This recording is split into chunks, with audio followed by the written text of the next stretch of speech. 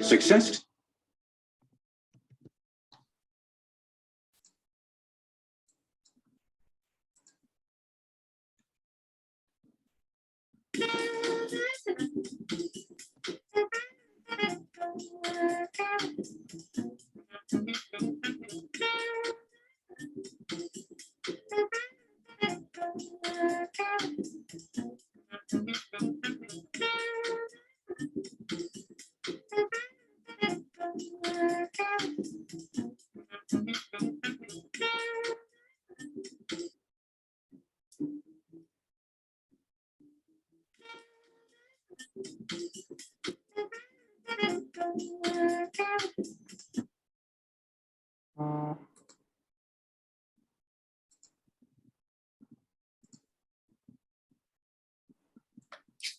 Hello, everyone. Good evening, good evening, good evening. Thank you all so much for tuning in tonight. My name is Noelle Figueroa, aka The Anointed Pen, and this is season 2, episode 8 of the P.W.P sessions. That's the Poets with Purpose sessions. And so grateful to have another opportunity to conduct another episode. And I'm excited to have another awesome poet as my guest by the name of Carla Cherry, or Carla Cherry. I hope I'm pronouncing that correctly. But we'll get into that in a moment. I'm just excited to have her as my guest, and I'm going to do an introduction before we dive into the conversation. As you can see by my PowerPoints that's posted. So this is episode 8. And for those not already familiar with this podcast, the P.W.P sessions, or the Poets with Purpose sessions, is a podcast where I conduct interviews with new or established authors of poetry. And I've recently opened the door to interview rappers or MCs as well. I feature a performance of their work along with a Q&A session at the end of the interview. My name is Noelle Figueroa. I am the Anointed Pen, also known as the Poet, person of enlightenment and thought. I am a poet, author, blogger, workshop facilitator, and event host. And I am the creator of the P.W.P sessions. And tonight's guest is Carla Cherry, and this is her bio. Carla M. Cherry is a high school English teacher. Her poetry has appeared in various publications, including Random Sample Review, 433, Raising Mothers, and Isle, and has been nominated for the Best of the Net. Her 5 books of poetry, Gnat Feathers and Butterfly Wings, $30 in a Bowl of Soup, Honeysuckle Me, These Pearls Are Real, and Stardust in Skin are available via 2i Publishing. She holds an MFA in creative writing from the City College of New York. Now, without further ado, I introduce Miss Carla Cherry. Hey, Carla, how are you? I'm good. How are you, Noel? It's a pleasure to be here tonight. Yes, it's good to see you again. And please correct me. Did I pronounce your last name correctly? Is it Cherry or Sherry? It's Cherry. Cherry? Okay, awesome, awesome. So good to see you again. And for those that may not recall or have known, we first connected, I believe, sometime last year. You were part of the open mic list for, I believe it was my Black History Month open mic, if I'm not mistaken. I believe so, yes. Yes, excellent, excellent. It was so good to connect with you then. And I've been following you on social media since then, and I've been very inspired by your work and all that you've contributed to the poetry community. And I wanted to make it my business to have a conversation with you to get, a little more in depth into your work and your passion for your work. So I'm very excited to have this conversation with you tonight. Thank you for being my guest. And thank you for having me. Awesome, awesome. So I'm going to start off with a basic question that I ask all my guests. Now, who is Carla Cherry? How would you define yourself or describe yourself? Okay, I don't know why I always struggle with this question, but yeah, so my name is Carla M. Cherry, born and raised in the Bronx, New York. I'm a mother, I'm a veteran high school English teacher, I'm a published poet, and I'm always looking to connect with other writers. I'm an avid reader, and I think of myself as a lifelong learner as well, and I'm looking to travel more often, both locally and globally. So that's a bit about who I am. Awesome, awesome. Now, at what point in time did you discover your passion for poetry? Every poet is, different. We all have our own reasons for, writing poetry. What would you say your reasons are? Yeah, I guess I just always wanted to express myself. I've always been someone who just loved words. I fell in love with reading, and my father used to take me to the Black Liberation Bookstore in Harlem a lot. And one day I just happened to see a copy of Nikki Giovanni's book, Ego Tripping. And she had this really beautiful cover on the front with figures from a scene in Africa, and it just fascinated me. And I had to get that book. And I read her poem, Ego Tripping. And after that, I tried to write my own version of it. And so ever since then, I've loved poetry. Awesome, awesome. Now when you first, like, before we dive into your books, like when you first started writing, like what were the subjects that you began to tackle with your work? Okay, well, I think I started writing when I was around 7. And so I think I probably wrote about my parents and loving them. And I think I also wrote about nature, wrote about the sun, just general topics that, kids tend to think a lot about and are fascinated by. Mm-hmm. And as your writing progressed, what did you begin to dive into? Well, as I got older and started really observing the world more, I would write about the human condition and kind of describe the way I thought the world should be, that there should be peace, there should be justice. I also talked about love and how I wanted to love and be loved. So those are some of the topics that I started to write about as I became a teenager and then as a young woman. Awesome, awesome. And while you were perfecting your craft, again, before you made the decision to do your first book, who or what would you say helped you to develop your skills as a writer? Okay, well, a couple of things. One, of course, was reading across various genres. That helped me to develop my writing skills. And also, I took a number of poetry workshops over the years. One of the poets that I studied with is Cecily Parks. I also took a poetry workshop with Jacqueline Johnson when she was teaching at the Frederick Douglass Creative Arts Center. And this was back in the 1990s, I believe. And another person I was fortunate to study with is Willie Perdomo. I took a week-long workshop with him when I was taking a writing course with VONA, Voices of Our Nations. So those were a few of the people that I was lucky enough to study with. And of course, more recently, I completed my MFA in creative writing at the City College of New York. And that really gave me the opportunity to intensely focus on the craft of writing. My professors, David Groff, Michelle Valadares, like they really taught me how to pay attention to the poetic line, how to pay more attention to my word choice. And I also took fiction writing with Dahlia Sofer, and I took a nonfiction course with Linda Villarosa. And so they helped me to really hone my craft and have more confidence in my work and continue to submit it for publication.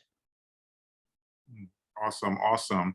Now, what was that moment for you when you decided to when you got the desire to write a book, like your first book? Like what was the motivation or the desire to get a book out, or get a book finished rather? Well, a couple of things, and I've talked about this before with various people, but when my father passed away in 2005, I was really struggling to cope with my grief. And I just happened to run into my cousin Alice at my father's wake, and she gave me a copy of her book called Up Close and Personal. She had self-published her own book of poetry. And so I started reading through it, and I was like, this is really cool. Maybe I should try to do something like this and get my poems together and put them into a collection. And so starting in 2006, that's what I started doing. I started parsing through my old poetry notebooks, pulling out poems that I wanted to publish, poems that I'd started but didn't finish and needed to develop. So I started to develop them. And then I started writing new poems that came to me about different topics like jazz. I wrote about family. I wrote about social justice. I wrote about all kinds of things. And I just put all the poems together into my first book, Gnat, Feathers, and Butterflies. All right, awesome, awesome. Now I must say I'm very intrigued by your book titles. They're very unique. Let's start with Gnat Feathers and Butterfly Wings. What was the story behind that title, or why did you choose that title? Okay. So Gnat, Feathers, and Butterfly Wings is something that my aunt would say to me. My dad would take us down to North Carolina, and he would take us to her house. And she was a wonderful cook. And so, of course, the first thing I would do is run into the kitchen. I'd go hug her, and then I'd say, "What are we going to eat?" And she would turn to me and say, "Gnat, Feathers, and Butterfly Wings." And the first time she said it to me, I was standing there trying to figure out what she was talking about. And I kind of forgot about being hungry. And so I guess that was her way of teasing me. But it's something that always stuck with me. And when I was trying to think about a title, that phrase came back to me. And I decided to use that as my homage to her, Gnat, Feathers, and Butterflies. Awesome, awesome. Now, can you describe the process to our audience of how about how that book came together? Like what was that process like for you? It was hard, really. It was fun. I enjoy writing, but it was hard just going through each poem and doing the editing, making sure that every word counted. And I had one of my best friends, Tanya Manning Yard, who's a poet herself. I shared a lot of the poems with her, and she would give me feedback. And so I would look over the feedback and go back and keep working on the poems until I felt like they said what I had to say. I also spent quite a bit of time looking for print-on-demand publishers that I could use. I wanted a publishing company that would not only help me publish my book, but would give me quality artwork, would do a good job with formatting the book because I really wanted it to look professional. And so that was my process. And it was challenging, but I'm glad that I did it the way that I did it. I took my time and made sure that the publishing aspect was going to go well and that the poetry was good poetry. Right, right. And how long did it take? Did this project take you from start to finish? It took about 2 years because it took me that long to develop the poems and then find the print-on-demand publisher and then finally get it to market in 2008. And then, because I was a self-published author who is not well known, I had to do a lot of work in terms of looking for open mics I could go to so I could read my work and try to reach out to independent bookstores to see if I could get my book placed on their shelves. So that was part of the process that I went through. Excellent, excellent. And what was that feeling like for you when the book was done? You know, you got that delivery at your door, you opened that box and you saw those hard copies of your book. What was that moment of like for you to get that book in your hands for the very first time?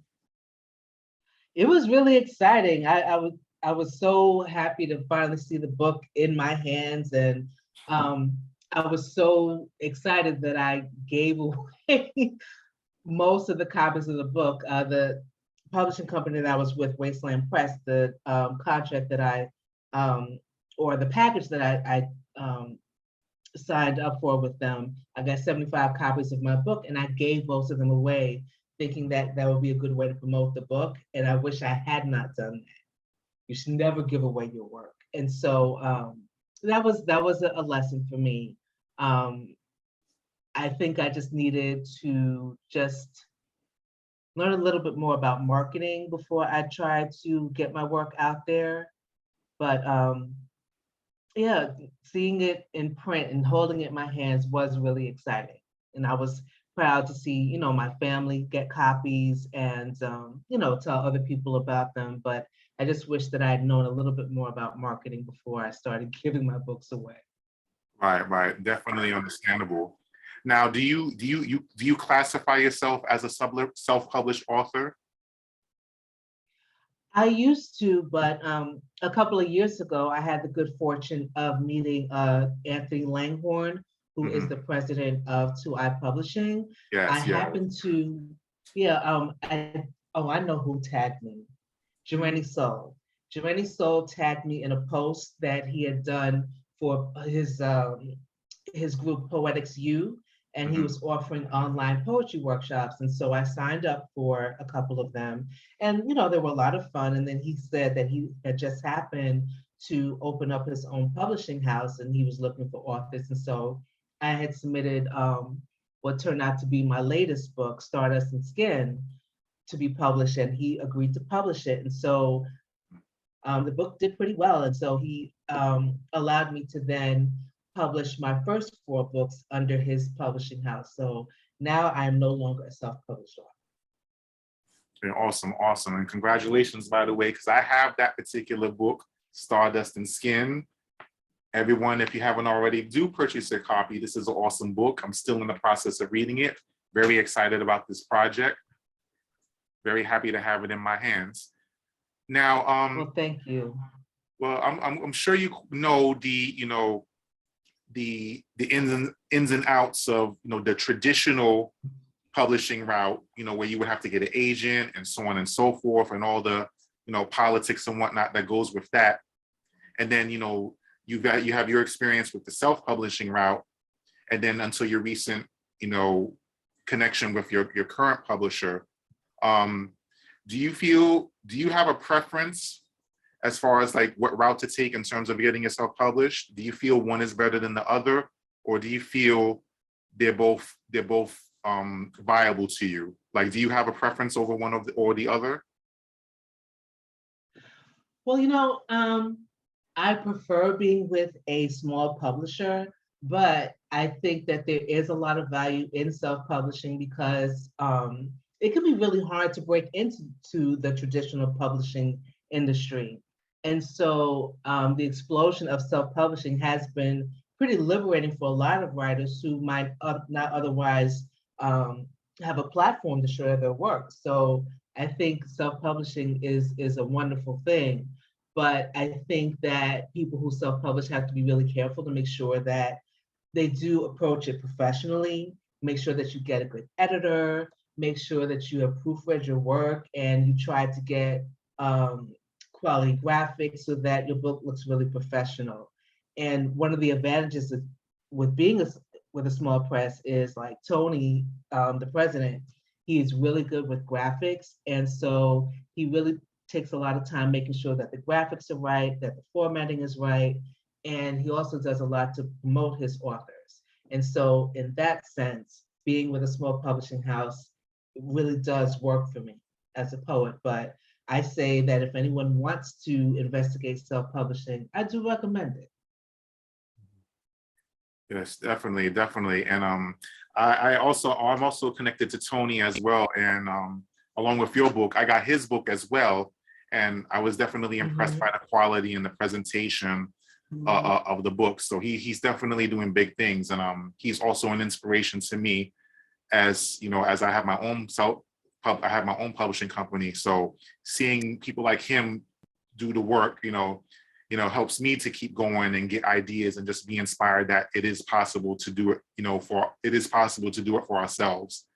So that's very motivating and inspiring. Now, of all the poets that are out there, who are the ones that grab your attention? Who are your favorite poets? Who inspires you? Oh, wow.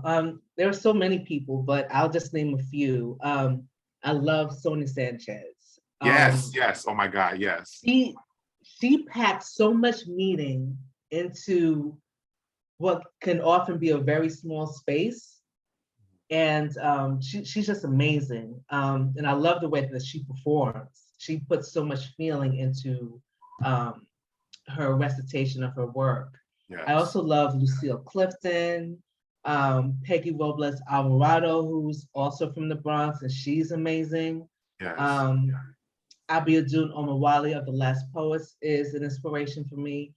And I love Jericho Brown a lot. His work is so powerful, and it's complex, and he just pays a lot of attention to the craft of writing. So those are some of my favorites. Awesome, awesome. And you named a couple that I'm not too familiar with, so I'm definitely going to look them up and check out their work for myself. That's awesome. That's awesome. Now, when it comes to your writing, do you have certain subjects that you like writing about more than others, or are you the type of writer that just writes what you feel, at any given moment? Yeah, I mean, sometimes I do just write what I feel. I just sit down and just write a poem just to get something off my chest. But when I'm looking to create quality work that I want to submit for publication, I tend to write about love. I write about sensuality, self-esteem. I write about social and environmental justice, natural beauty, my family, my love for language. Those are some topics that often come up in my work. But I do try to put a creative spin on it so that there is a bit of a surprise. There's what David Groff called a turn in my work. So I try to aim for that. Awesome, awesome. Now, I'm sure during your time as a writer, or even outside of that, in the general sense of life, you've heard the word representation, thrown around in some form or another in certain circles, or I should say in various circles. Now, in terms of representing yourself, through your writing, how important is it for you to make sure that you're representing yourself in your totality through your writing? Whether it's from the perspective of a woman, a Black woman, whether you're dealing with education, race, religion, if it applies to you, life experiences, everything that pertains to your life. When you write a poem, or you're writing in general, how important is it to you that, when somebody is reading your work, that you're making sure that, you see yourself in your writing, in your totality of who you are? Oh yeah, it's extremely important. I do tend to make it clear that I am Black and I am a woman, and I'm proud of being both. But I do try to make sure that my poems also have a universality to them. I was talking to a friend of mine, and she said to me that reading my poems is like sitting at a kitchen table and having a conversation. And that's my goal. Like, I want to have a relationship with my reader. I want them to come into the world that I've created in the poem and sit down and listen to what I have to say. So I try to be authentic. And so I think the authenticity of my poems comes from my honesty. I'm revealing my heart, I'm revealing my soul, my sensibilities, my sense of humor. So even though, like I said, like I want to be authentic, I do want to not just write in my voice. I want to develop other personas and write in other personas. And so I'm going to start looking into that, like maybe studying some famous historical figures and trying to find a way to write in their voice. So that's a way for me to step out of my own experiences. Hmm. Awesome, awesome. And I totally agree with that because I think it's important as writers and poets that we are transparent with our work, you know, that we should be able to see ourselves in our work because I'm a firm believer that that's how you connect with people when you're sharing authentic experiences as yourself, you know, when you're not being contrived or planned or, you know, trying to fit into somebody else's box, you know, you're able to make that connection with the reader. And, you know, you might not be able to connect with everybody, but you can connect with somebody when you're just simply being who you are. So I'm a firm believer in the importance of that for sure. And I'm very excited that you see the importance of that authenticity with your writing, because it definitely does show with the poems that I did read so far from Stardust and Skin. It definitely applies in that regard for sure. It's very authentic.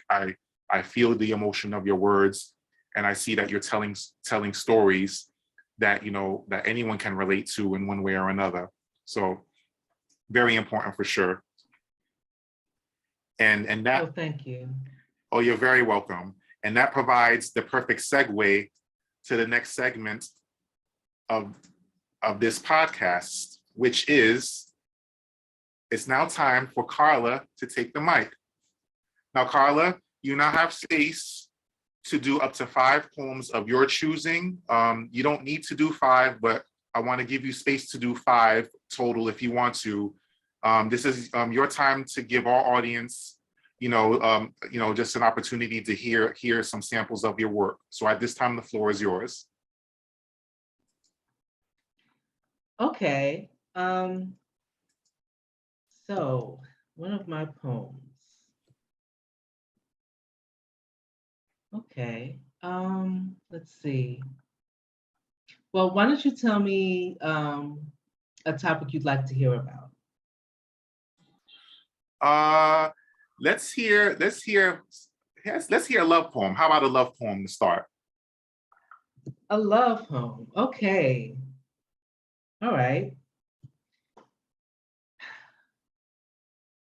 This poem is called The Anteroom. Baby, I must tell you, I can't be the type to eat a plum or a peach or an apple before it's ripe.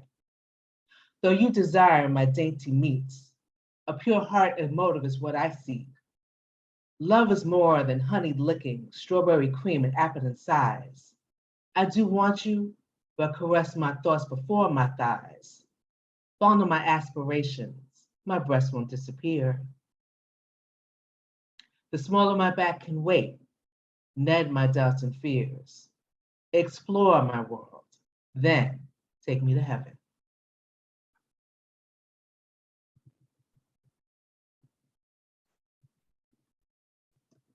So that's one of my love poems.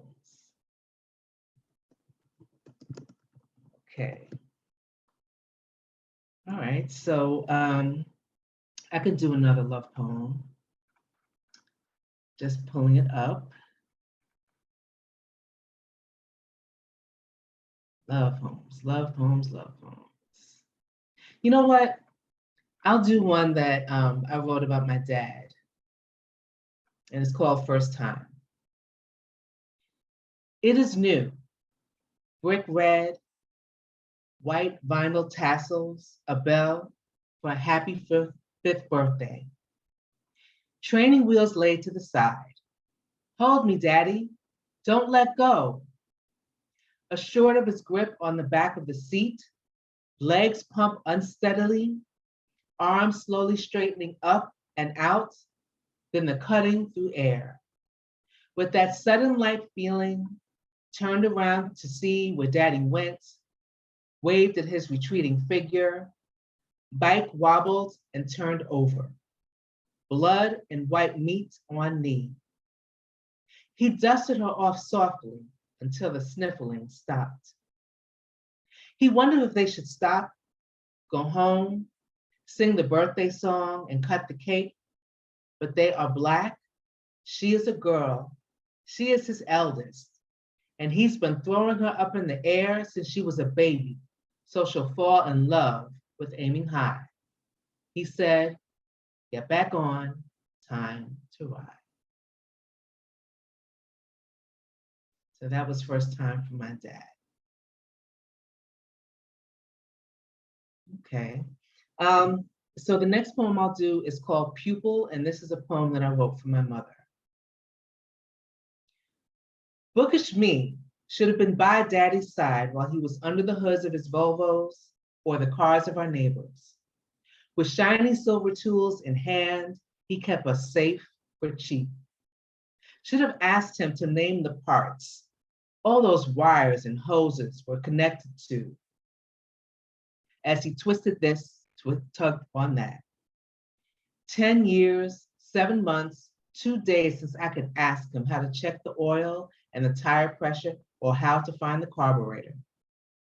Because he would never again call one of us to bring one of his wrenches or suck his teeth and go get it himself, we gave his brick red and black multi-shelf tool cabinet to our cousin.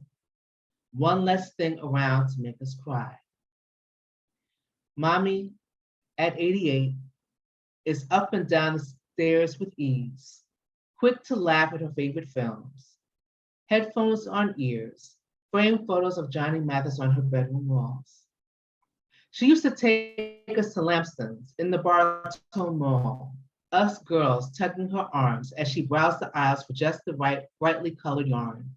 I used to watch her sit on the sofa, TV on, right leg tucked on the left, her clicking needles deftly weaving perfectly symmetrical diagonal rows of warmth, hardly looking down at her hands, just like when she typed. Me, the eldest, never crafted much. Little pot holders or small rugs, easy.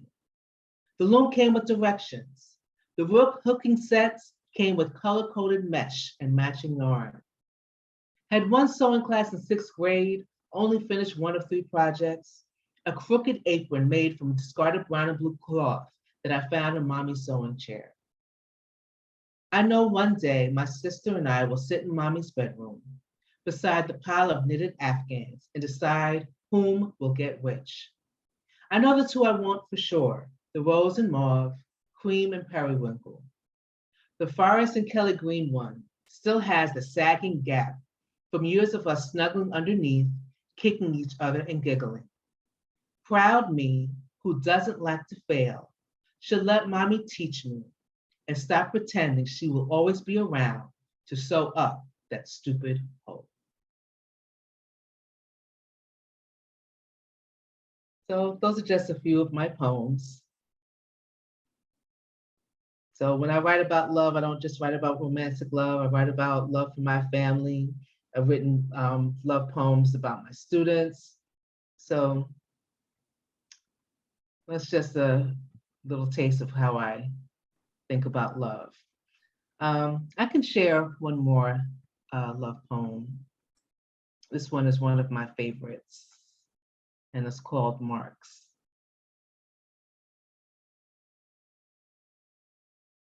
Just gonna pull it up, so just give me a second.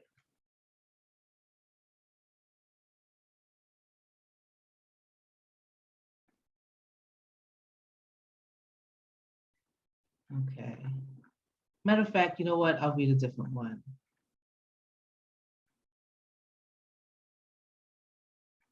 I'll read a different one. Okay. So this one is called If I Were a Book. If I were a book, would you caress my spine? Would you hold me close to inhale my scent? Would you mull over the table of contents, then hold each page between your fingertips? Would you read me cover to cover, word for word? If I were a book, would you write notes in the margins, highlight your favorite phrases? Would you fold down your favorite pages?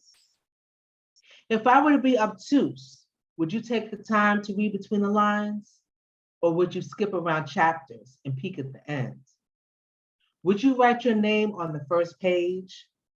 Would it be in pencil or permanent ink? I am not a first, but a limited edition. Would you take me out of circulation? Would you call a friend to rave about me if I were a book?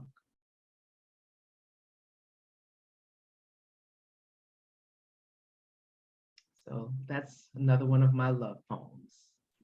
I love the imagery of that. It's awesome, awesome. Thank you. Thank you so much. I actually have a request. I have a request. Being that I have your book, Stardust and Skin, would you like to share the poem, The Spiritual Bath, for our audience tonight? Oh, The Spiritual Bath? Sure. I'd have to go get a copy of the book though. I'll be right back. Sure, no problem. Spiritual Bath.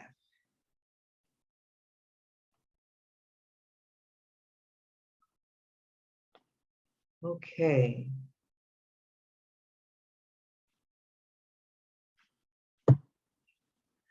All right, so The Spiritual Bath. Each morning, I scrub my tub clean, put on a small pot of water to boil, place leaves of sage, basil, hyssop, white willow to cleanse the brain, cinnamon and peppermint to stimulate the circulation, to steep for 30 minutes while I sat on my sofa waiting for the orange glow of sunrise to stream through my window.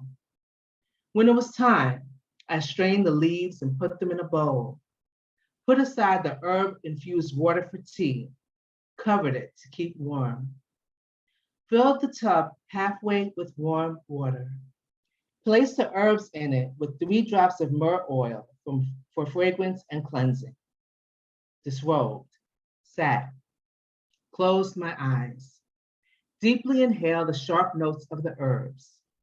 7 times I cupped the water in my hands, let it drip down my head, face, throat, heart, navel, and said my affirmation.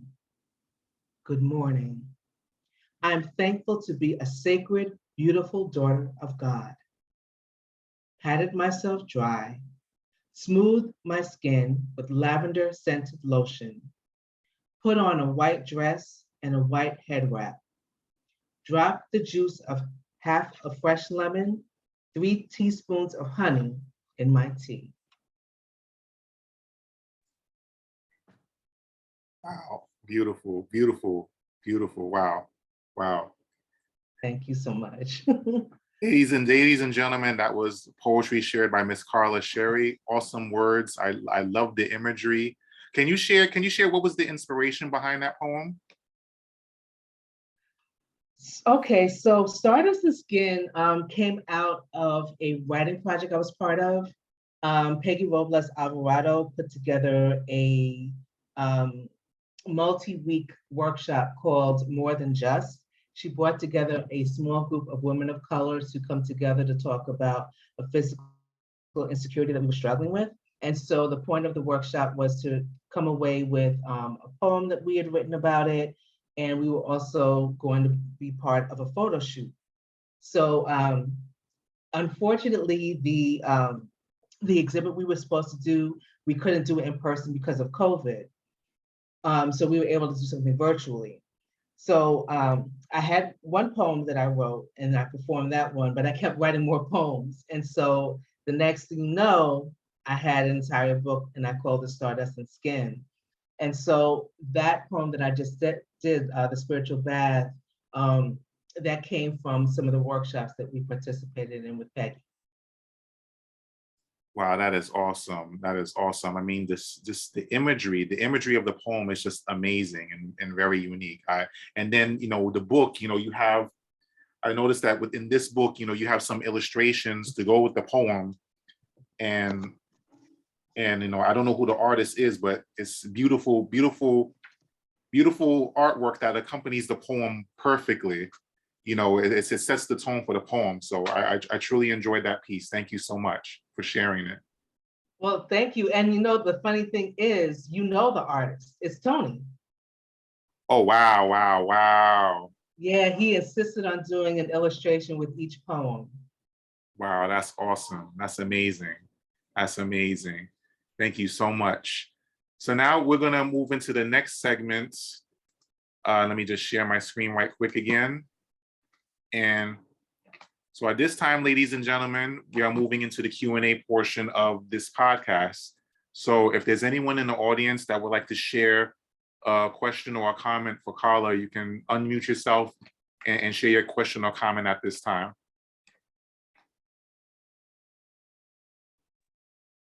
Hi, Carla. Hello. It's Shelly. I just want to say amazing job. I loved all of the poems. I was writing in the chat, like, I love the imagery. I loved that I felt it like with all of my senses. I was writing down just like comments so I could remember, but you said towards the beginning of the interview, like reading across various genres to hone in on your craft. Like that was just something that stood out to me. It was a nice reminder to kind of like expand my my reading discipline, you could say. And yeah, I did have a question actually. I know that you have you have your own published books, but you also have published work. And I was just wondering, in terms of when you submit for possible publishing, like, do you typically look for that and then you write a poem that kind of matches that? Or do you have poems and then you submit them after, just like seeing which one comes first? Yeah, that's a great question. I would say 90% of the times I write the poem just because I felt like writing it. And then if I happen to see a publication that is issuing a call for submission, then I will submit the poem, especially if I've looked through the latest issue of that publication to see if my work might be a good fit, and then I'll submit it. But it's rare for me to write a poem in response to a call for submission. I think sometimes because I feel like there's too much pressure. Like I have to make the poem fit this particular theme they're looking for. And so a lot of times I'll just submit poems that happen to fit that theme, but I don't write specifically for that publication. Okay, thank you. That's helpful. Also, the poem you shared of If I Were a Book, I really, really, really enjoyed that. So thank you so much for sharing that. And I did actually, I think it was yours, but I did a prompt relating to that. But this entire interview has been very inspiring. So thank you for sharing. And thank you so much for coming and listening. Thank you. Yeah, great questions, Michelle. Thank you. Thank you for being part of the audience and sharing those questions, and glad to connect with you tonight again. Thank you so much. I have a question in regards to like your process for submitting. Like how do you deal with the rejection? Like when you're submitting to random places and you get that rejection letter, like how do you deal with the rejection? Well, I sit in the corner and cry. No, I'm just kidding. No, okay. So what I do is I have a spreadsheet where I list all of the publications that I've submitted particular poems to, the date, and then the response. And so when I do get a rejection, I go back to my spreadsheet and I do look at the rejections that I've gotten, but I also look at all the acceptances that I've gotten. So to date, I think I have at least 90 poems that have been accepted for publication in various different publications. And so I keep that in mind. I've had the experience where I've submitted a particular poem several times and it's gotten rejected, but then maybe 6 or 7 publications later, I get an acceptance. Matter of fact, one poem that I submitted for publication got rejected several times until Oye Drum magazine decided to publish it, and they just nominated it for Best of the Net. So Mm. I also keep in mind that not everything is for everybody. Sometimes when our work gets rejected, it's not because it wasn't good. Sometimes the publication doesn't have room for it, or it doesn't fit the particular aesthetic or the theme that they are trying to um, hone to for their particular publication. So I keep that in mind as well. Sometimes editors do give you a little advice. They'll say, you know, we really like this poem, but maybe you might want to look at this, that, and the other thing. And so, you know, when you do get feedback from editors, you look at it and then you look at your poem again and see if you can do any revisions. And then if you feel like you can, you know, finish the poem or develop it further, you send it out for publication again. And you know, sometimes someone will say no, but sometimes someone will say yes. Absolutely, absolutely. And it's all part of the process for sure. And with that being said, like how do you maintain your passion for your writing? Because you know, we all know as creatives, you know, things happen, life gets in the way. You know, sometimes it's hard to want to write or, you know, keep that passion going. You know, what can you share with our audience tonight in regards to, you know, keeping your passion for your work alive? Well, I think one thing that we have to do as writers is give ourselves breaks. Sometimes you need to put a poem down for a while, let it rest, give your brain a rest, because it takes a lot of work to write a good poem. And so sometimes you just have to say, okay, I'm just going to go live my life. If I have a lot of things to do, work, family obligations, what have you, I'll leave writing alone for a little bit and take a break and take care of business. And then once I feel rejuvenated, I can come back and go back to the writing. But I think it is important to take breaks. And it's also important to connect with other writers. Sometimes go to an open mic and don't perform yourself, just go and listen to other writers. Yeah, those are definitely great suggestions for sure, for sure. Now, you mentioned in your bio that you're a high school teacher. Do you have opportunities to share your poetry with your students, or is there a way that you're able to incorporate, you know, your creativity with your teaching in any way? That's a good question. Last year, I was asked to create a class for this program called CDOS, which it's a program where they're trying to incorporate workplace skills into academic content. And so I created a class called Poetry and Publishing. So I taught it last year and I'm teaching it this year again. And so last year I presented one of the poems that I got published to my students, and they weren't really feeling it. And I have to admit, it hurt my feelings, but I played it off. But I said, okay, I'm not going to take it personally. I'm just going to focus on my students and helping them to find their voice and put their thoughts down on the page. And so even though they didn't love the poem that I presented to them, um, you know, I did give them an opportunity to write their own poems. And at first there was some resistance. Oh, miss, I can't write a poem. But the more I kept showing them poems from different poets like Maya Angelou or Theodore Roethke, they started writing poems of their own. And I asked them by the end of the class to present a chapbook of their work. And several of the students did do that. Some of them didn't get a chance to complete it, but some of them did, and they were really proud of their work. So I'm hoping that I can get some of my students to do an open mic where they present their own work and then encourage their peers to present work as well. So that's how I try to, you know, share what I've learned about poetry with my students. Oh, that's excellent. That's excellent. Now, what suggestions or advice would you give to poets that, you know, that may be in school now? Like, for example, they may be in college or wanting to go back to college, or I'll use myself as an example. I've been out of school for so long. You know, I did 2 years of college, but then I just dropped out because at the time I didn't know what I wanted to do with my life. Now that I'm a writer and I know that this is my passion and this is my calling, you know, I've been toying with the idea of going back to school. And I noticed that, you know, first of all, congratulations on your degree, your MFA in creative writing. That is an awesome accomplishment.